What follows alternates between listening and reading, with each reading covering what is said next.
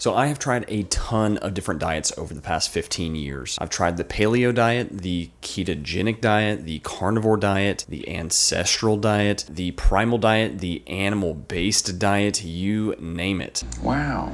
However, one thing that I've come to realize over the past few years is that all of these diets tend to point to the same fundamental truths of what a good diet looks like. And so what I've tried to do over the past several years is distill the fundamental principles that all of these diets kind of point to develop my own personal style of eating. And so that's what I want to talk about in this video in particular, is essentially just what a typical day of eating for me looks like. So let's go ahead and dive in. Now, before we get into what my breakfast looks like every day, it is worth pointing out that for the first 1 to 2 hours of every single day, there are only two things that I am consuming, and that is water and coffee. And so the first thing that I do when I wake up every single day is I head straight to the kitchen and I grind up some organic coffee beans, and I start to brew some coffee with some reverse osmosis water. And while that is brewing, I consume the most important thing that I will consume in the entire day, and that is a liter of water. And now the reason that I consider water to be the most important thing that I'm going to consume in the entire day is because it's literally the most important nutrient for like human biology. And so because water is so important for overall health, I don't think that the quality of your water is something that you should overlook. And because of this, my family and I do personally exclusively drink reverse osmosis water because of the purity level of reverse osmosis water. And the reverse osmosis process does a fantastic job of stripping all of the metals out of the water, all of the fluoride out of the water, as well as all the chemicals and cleaning agents that are put into the water in order to sterilize it at water treatment plants. And so again, we do exclusively drink reverse osmosis water, but we do go the extra step of putting some magnesium chloride into the water to add back some of the minerals that are lost because of the reverse osmosis process. Now, you don't absolutely have to do this. However, we do choose to do this because it does help to increase our magnesium intake throughout the day, but it also helps to kind of improve the taste of reverse osmosis water because it does taste a little bit too clean, if that makes any sense at all. But after I drink about a half a liter to a liter of water right when I wake up, I will go on to drinking some black coffee. And now the reason that I drink black coffee in the morning isn't because of some profound health benefit or because I'm trying to maximize lipid mobilization or anything of that nature. The sole reason I drink black coffee in the morning is because, one, I enjoy it, and two, it helps to wake me up. And so after I drink some water, I will drink a couple of cups of black coffee. And now some people swear by the health benefits of coffee, and then some people swear that it's just simply a cup of burnt bean juice that's filled with plant toxins, and I tend to kind of fall somewhere in the middle. I don't think coffee is the worst thing in the world, but I also don't think it's probably the best thing for me. But again, because I enjoy drinking black coffee, I enjoy sitting down, drinking some coffee and reading a book and getting my to-do list together for the day. And so it's just a part of my routine that's just always been there, and barring some just crazy event in the future, it's probably going to stick around for the time being. But that's what I do before breakfast for about 1 to 2 hours. Again, I don't consume any calories, and this isn't because I'm trying to start autophagy or anything crazy like that. It's just simply not eating for the first 1 to 2 hours of the day helps me to get going and get alert, and this is what kind of brings us into breakfast, which is my first meal of the day. And now when it comes to breakfast, and really any meal for that matter, there's only a handful of things that I'm really trying to accomplish with any given meal. And that is, one, that I'm trying to hit all of my macronutrients, so calories, proteins, fats, and carbohydrates.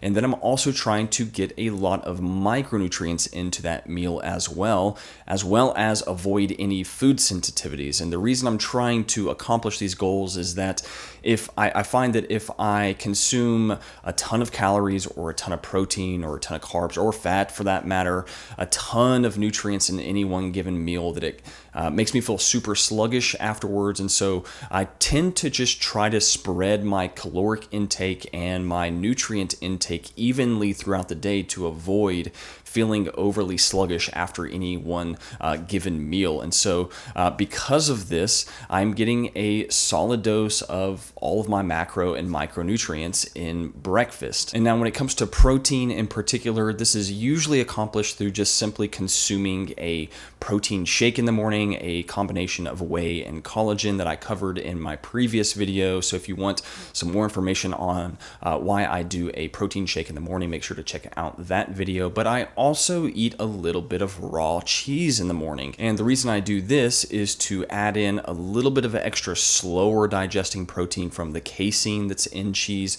but it's also to add in a little bit of micronutrients, a little bit of vitamin A, vitamin K, and calcium as well. And then when it comes to the carbohydrate and fat intake for my breakfast, this is usually accomplished by eating the most enjoyable part of my breakfast, which is just simply an organic English muffin smothered in butter, honey, and salt. Now, this does typically provide around 50 grams of carbohydrates through the bread and the honey, as well as around 20 grams of fat from the bread and the butter that I'm putting on there. And the butter that I use also contains a little bit of vitamin A and vitamin K, so that's always an added benefit here. However, one thing that you will notice about my breakfast, but about my entire diet for that matter, is that I'm a little bit liberal with my bread intake, and this is for a handful of reasons. One is that I'm not particularly sensitive to bread, and so I did have my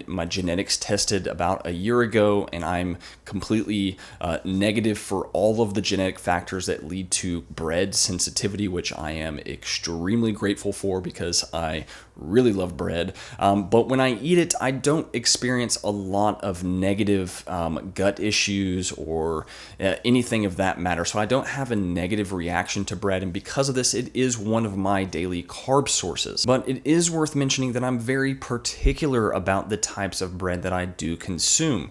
For one, they are not enriched with any synthetic B vitamins.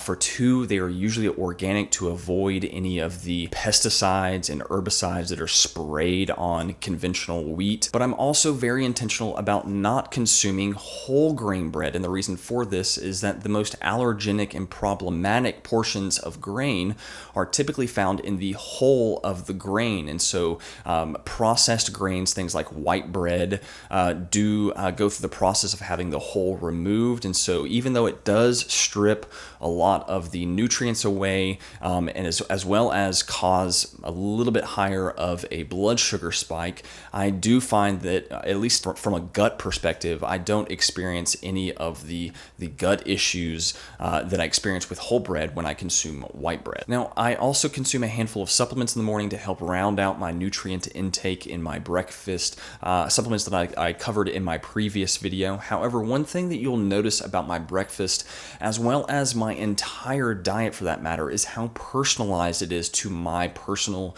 needs and my personal goals.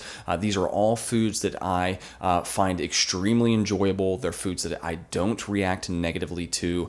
They're foods that help me meet my fitness and cognitive goals, but they're also foods that are nutrient dense and filling. And so just because these are foods that I eat doesn't necessarily mean that they're foods that you need to eat. And on this note, if you are looking for some help personalizing a diet for your specific goals, I am for the first time opening up spots for one-on-one coaching. So if you're looking for help developing a dietary and supplementation protocol to help meet your health and performance needs, make sure to check out the link down in the description to book a free call with me. Now, with all that being said, this does bring us to my next meal of the day, which is lunch. Now, again, when it comes to my lunch, one of the primary goals here is to get an even spread of my macro and micronutrients. And one of the most nutrient dense foods by far in this meal is the 6 eggs that I consume every day. 6 eggs not only contain over 40 grams of protein, but they also contain a laundry list of vitamins and minerals, a ton of the fat soluble vitamins, a ton of B vitamins, a ton of minerals, as well as a ton of choline, which is technically a pseudo vitamin. Now, when I was talking about my supplementation regimen last week, a lot of you guys were absolutely shocked that I don't consume any vitamin D or vitamin K supplements. And the reason for this is because of the eggs that I eat. The eggs that I consume on a daily basis are chocked full of vitamin D and vitamin A, as well as a ton of other vitamins. And because of this, I really don't feel the need to consume any type of vitamin supplementation whatsoever. Now, aside from the eggs that I'm consuming for the protein intake at lunch, I'm also consuming several ounces of either bacon or sausage for lunch.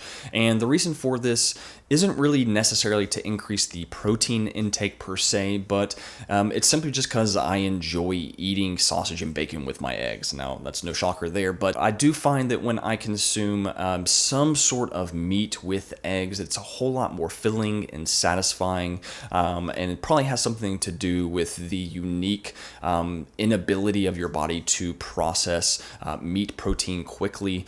Meat protein does digest a whole lot slower, and so it does make sense that consuming some sort of meat with a meal would lead to higher satisfaction and a higher satiation as well. And now, between the eggs and the sausage/bacon that I'm consuming at lunch, I'm usually getting between 50 to 60 grams of protein. And aside from the protein, I'm also consuming usually a stack of pancakes or another English muffin as my carb source, along with a little bit of dried fruit. Now, the reason I'm adding a little bit of fruit with my lunch is simply because I like to vary the types of carbohydrates that I am eating on a regular basis, and because after lunch I'm usually taking a really short nap followed by my exercise session for the day. And so I do find that by adding a little bit of extra carbohydrates with my lunch, that I tend to perform better in the gym. And so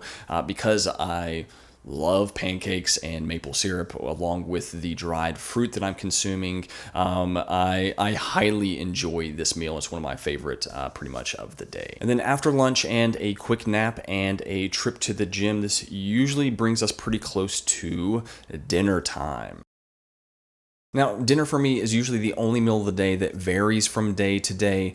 Breakfast and lunch are usually the exact same every day, but dinner does change quite a bit depending on what day it is. Now, there are a few guiding principles that I use to make my dinners, and that is one, that I'm trying to get 8 to 12 ounces of meat every day so that I can kind of hit that 1 pound per day goal that I have. And then the second guiding principle is that I just eat what's enjoyable for me at dinner without eating anything that I react negatively to. Now, this usually means for dinner that we're having either ground beef or steaks if they're on sale that week, but we also tend to eat a lot of chicken thighs and pork chops. And so we try to vary the types of meat that we're consuming, but most nights we're consuming some type of ground red meat. And then when it comes to the sides are usually some sort of starch, and so sometimes this is roasted potatoes, sometimes this is white rice, and sometimes it's even something like mac and cheese. But it's also worth pointing out that we also do a handful of things like lasagna and spaghetti and tacos and even pizza sometimes. And so the types of dinners that we're doing are really kind of all over the place. And one reason we do this is because the kids like to eat something different pretty much every night. But another reason is that as long as I'm avoiding the major food sensitivities that I have, things like seed oils, things like whole grains and nuts and legumes, I kind of feel the liberty to consume whatever tastes good as long as I'm hitting the macronutrients and the micronutrients that I need. Now, with that being said, there is one thing that a lot of you guys might have noticed that I don't consume either, and that is vegetables. Now, the reason for this isn't necessarily that I'm like super anti-vegetable. Like, if you enjoy eating kale, by all means, go eat some kale. I'm not going to stop you.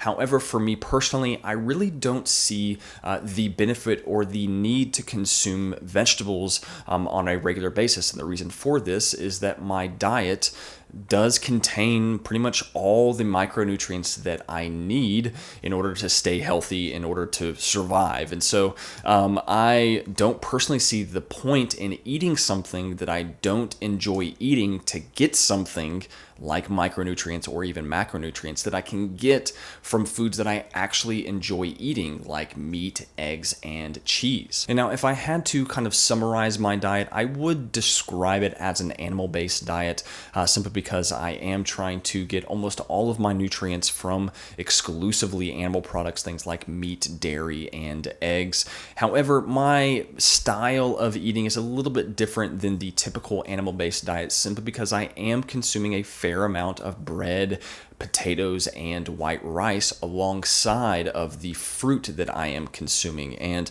the reason for this is I react just as well to those types of foods as I do to fruit. And so if I'm going to eat some fruit, I don't see the point in not eating things like bread, potatoes, and white rice. So that's kind of my style of eating, but it is worth pointing out here that every winter I do go through a period where I do somewhat of an exclusive carnivore diet, where I eliminate all the carbohydrates from my diet and really try to focus on just getting all of my nutrients through meat, dairy, and eggs. And the reason I do this is because it's just like a good rhythm for me. There's a good argument to be made that our bodies do work better on this rhythm of kind of like packing on kind of like extra weight during the summer and then kind of shredding some of that weight off during the winter when the days are shorter. And so I do try to kind of eliminate certain food groups during the winter time to kind of help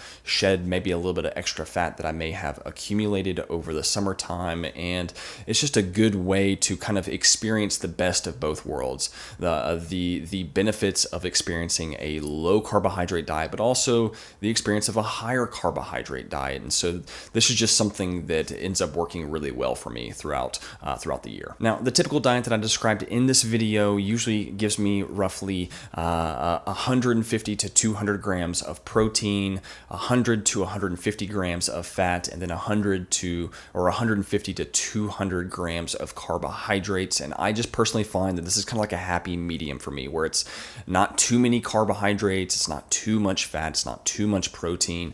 It's just kind of like a really balanced diet where I hit all my macros, all my micros, and then also avoid all the food sensitivities that I have. And so that's essentially my diet. If you guys have any questions, make sure to leave a comment down below. I'll do my best to answer as many of those as possible.